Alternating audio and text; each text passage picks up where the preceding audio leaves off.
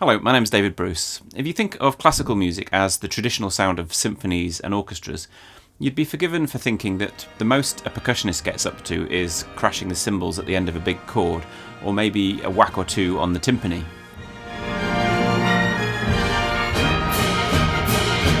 But in fact, the last 120 years or so has seen an explosion of classical percussion playing, and there are now hundreds of pieces where the percussionist is literally the star of the show. Concertos for a soloist who plays every percussion instrument under the sun, or solo pieces that focus intensely on one instrument, as well as pieces for percussion duets and quartets, all the way through to large ensembles of percussionists, creating entirely new futuristic sound worlds.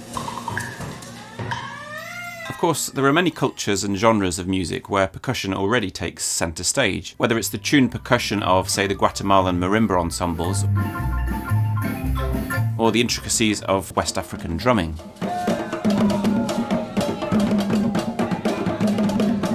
And as globalisation took hold, it was partly through a growing awareness of the other possible ways of making music that classical composers started to realise there was a lot more that percussion had to offer. But how do you go about composing a piece written just for percussion? Most of us composers are used to thinking in terms of themes and harmonies. How do you write something that's pure rhythm? How do you think about structure? And how do you even notate, say, something like this? Or something like this?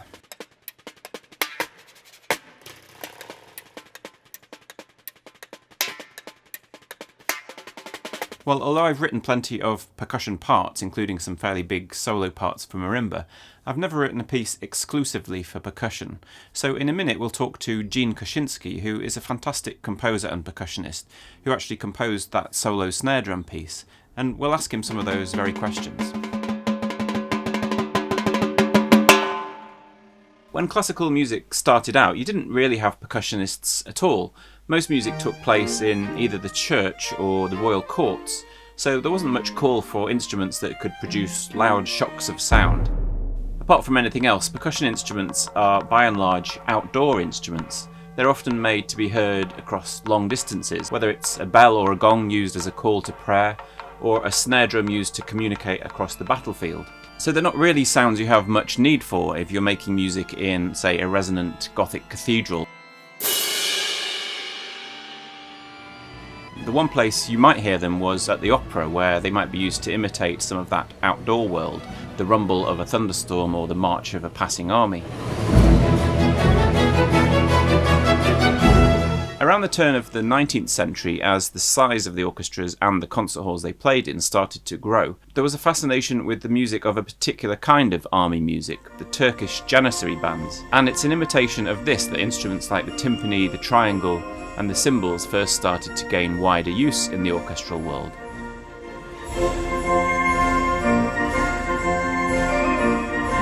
And things continued to grow throughout the 19th century, so that by the time of, say, Gustav Mahler, you'd have a long line of percussion instruments stacked along the back row of the orchestra and maybe 4, 5 or 6 players playing them.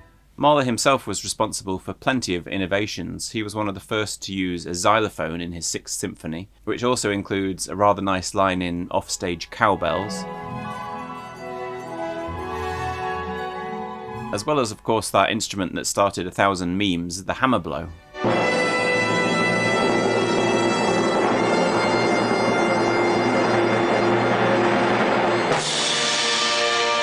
But despite all this innovation, Mahler really sticks to the two traditional roles of classical percussion, either to imitate nature, like those tinkling cowbells, or to emphasise notes that are already there in other parts of the orchestra.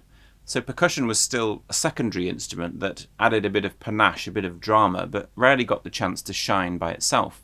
So we've talked a bit about the influence of percussion from around the world, like these amazing Balinese gamelan players.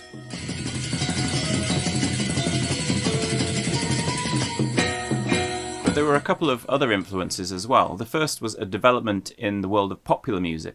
Before 1900, percussionists across all genres of music tended to play just one instrument. In a marching band, for example, you would have a guy playing the bass drum, another playing the cymbals, and another playing the snare. And this was a model followed in the orchestra. A single player might move around between a few different instruments, but they generally only play one instrument at a time. But then some bright spark had the idea that if they strapped a mechanical pedal like this onto the bass drum, well then one player could play both the bass drum and the snare drum. This photo shows Edward D.D. Chandler and is one of the first known pictures of a pedal bass drum. It was taken in New Orleans in 1896 at the outset of jazz and blues, and it was soon followed by a similar pedal attached to a cymbal, a hi-hat. And together, of course, this became the instrument we know today as the drum kit. Here's one of the first ever drum kit players, Baby Dodds. Now suddenly a single percussionist is playing a bunch of different instruments. They're built around them like a kind of wall of possibilities. And this radically alters the kinds of sounds and the kinds of music you can make. Suddenly a percussionist isn't just a one-trick pony. They can produce a whole range of different sound colours and counterpoint them one against the other. One of the first pieces in classical music to use a multi-instrument percussion player was Stravinsky's Soldier's Tale in 1918, which features a drum kit-like mixture of cymbal, bass drum and toms, although no hi-hat.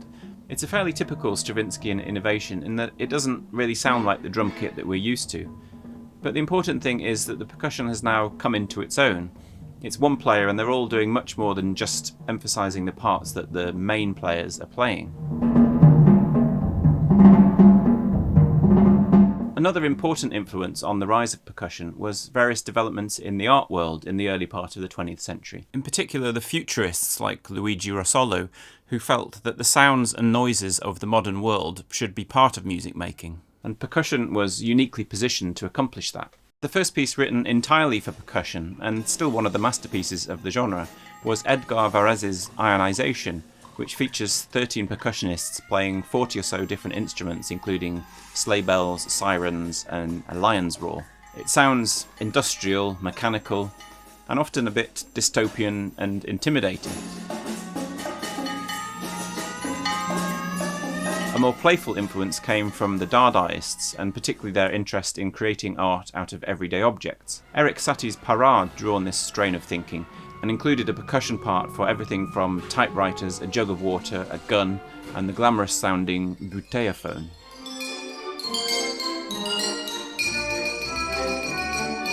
In the late 1930s, John Cage took up the idea of writing for non-musical objects, household items, sheets of metal, and so on. Inspired by Oscar Fishinger's mantra that everything in the world has a spirit that can be released through its sound, Cage often seems to take a kind of childlike joy from sounds, irrespective of where they emanated from.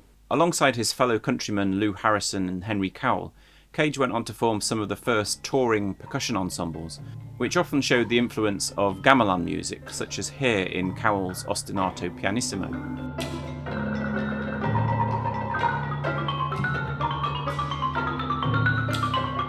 Under Cowell's influence, Cage went on to develop the prepared piano, another kind of all-in-one percussion kit where the strings of the piano are modified by various nuts and bolts to create a sound that also feels heavily influenced by the sound of the gamelan.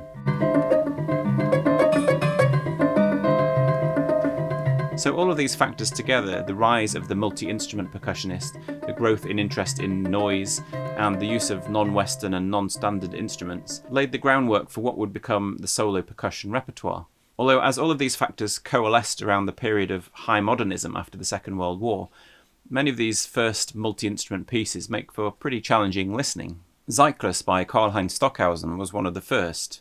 It arranges a large number of percussion instruments in a circle, which the player then gradually progresses around during the performance. Although the score is open-ended, so you can begin wherever you like in the circle, and you can even turn the score upside down and work through it that way.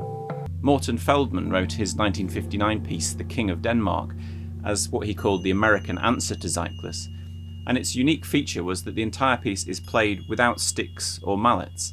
The sounds are all produced either with the fingers, hands or arms, creating a much softer sound typical of the composer.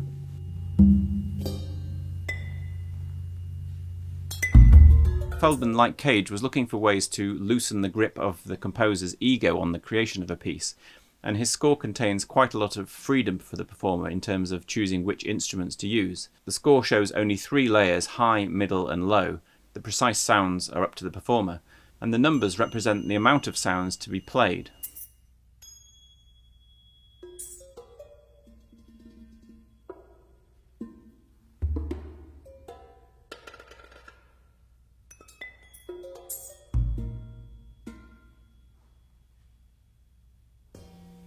Now, although pieces like the Xenakis, the Feldman, and the Stockhausen are considered early classics of the solo percussion repertoire, it was the minimalists who most successfully created new kinds of music centered on the percussionist. Steve Reich in particular was influenced by a trip to Ghana in 1970 and by the African rhythms he read about in A.M. Jones's Studies in African Music.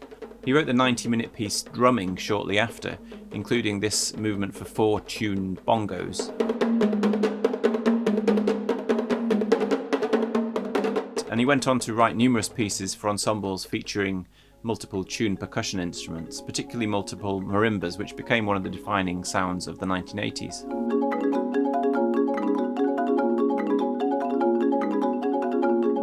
In fact, I think multiples of the same instrument has become a really key feature of the percussion ensemble repertoire, particularly in minimalist and post-minimalist work. Here, for example, is Julia Wolf's Dark Full Ride, featuring 4 drum kit players. The combination of unison playing and counterpointed rhythms is endlessly fascinating.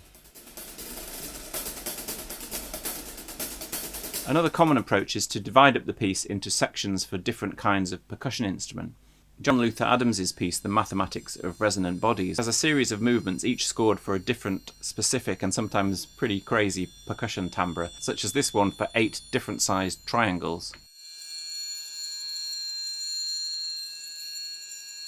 So let's talk now about how you go about writing a piece for solo percussion, and particularly pieces for instruments with no pitched notes, like the piece we saw earlier, Swerve by Gene Koshinski, which is for solo snare drum featuring a drumstick modified by a doorstopper spring. Well, the way that I'd go about writing pretty much everything that I do for percussion is it really starts on the instruments, and that might even be, I don't even know what the instruments are. I might have just a selection of things that I've chosen and lay them all out and kind of go around and see what kind of sound world do I want to create, what instruments, what colors work together. In some situations like Swerve, where it was written for the modern snare drum competition, it had to be a snare drum solo. It was already kind of chosen for me. And when I got that, I was like, okay, well, I'm not just going to write a classical snare drum solo. I want to explore this instrument. What can I do with this instrument that has been done before or hasn't been done before? Generally, I try to find at least 1 or 2 little spins on the setup or the piece that are creative in a way where it's tapping into something that hasn't really been done before. I don't think it's going to change art music necessarily, but I think it should be something that is idiosyncratic about the piece.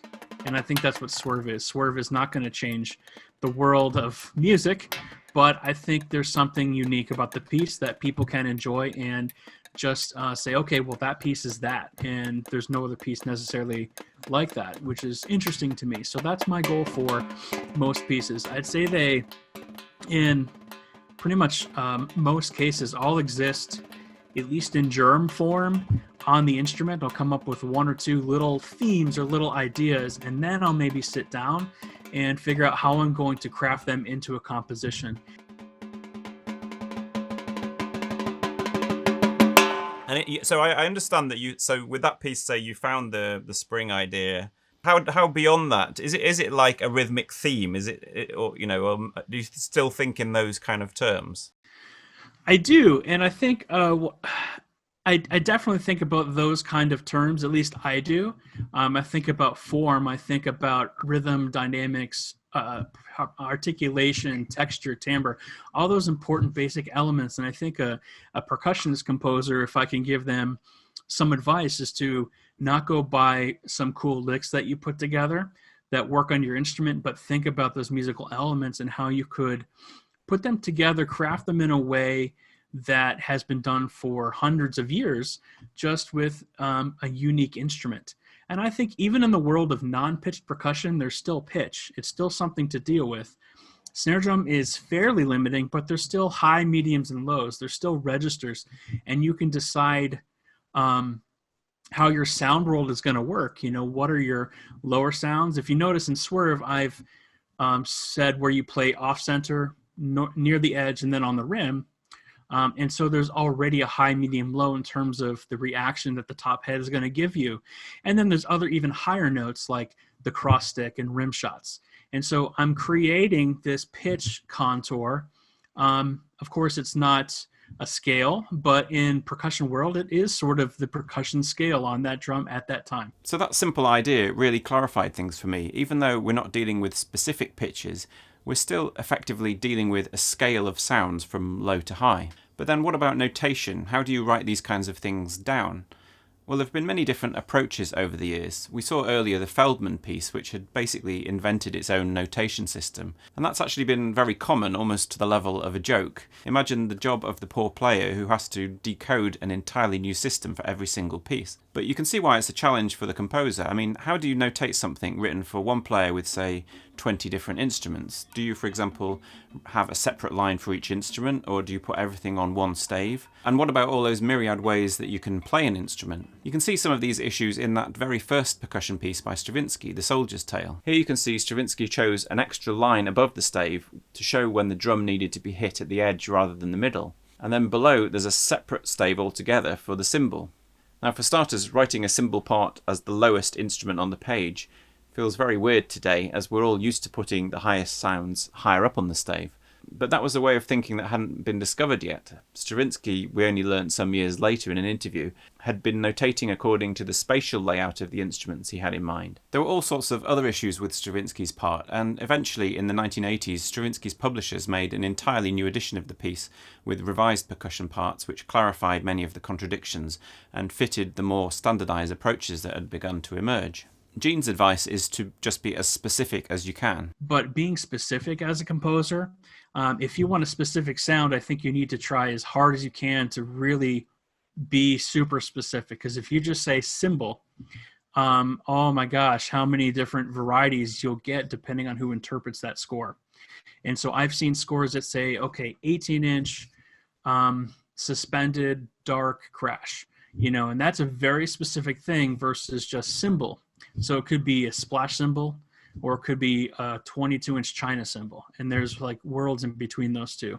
And what I'm trying to do when I'm running something is be as specific as possible, not so that I'm overbearing, but so that I give the person interpreting the score the idea that I want specifically. So if you notice in Swerve, I was very specific on how, because even to a percussionist, I think if I were too vague, it'd be hard to interpret what some of those sounds were.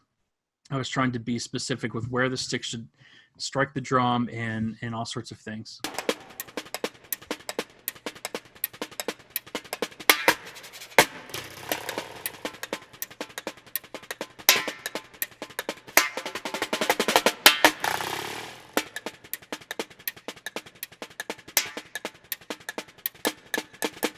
A piece like this, which has a kind of intense focus on a single instrument, tends to work really well. There's a sort of monastic quality that comes from that focusing in. Now, if you have a bit of a prejudice against percussion music, you might say, well, it's just rhythm, there's not much to listen to. But it's interesting to think that, as Gene suggests, in cultures where percussion is more central to musical life, there tends to be a more intense, more active kind of listening going on. Oh boy, I think traveling to China a few times, that made a big impact, and Brazilian music has made a big impact because that, in that culture, percussion, as you're saying, percussion is, at the top of the list. I mean, everybody, I don't want to say everybody knows how to play all the instruments, but everyone's so much more in tune with,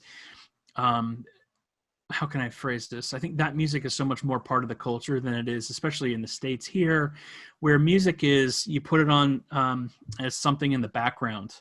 And sometimes it's, you're at a restaurant and somebody's playing jazz in the corner and it's like, that's too loud. I want that to get out of here.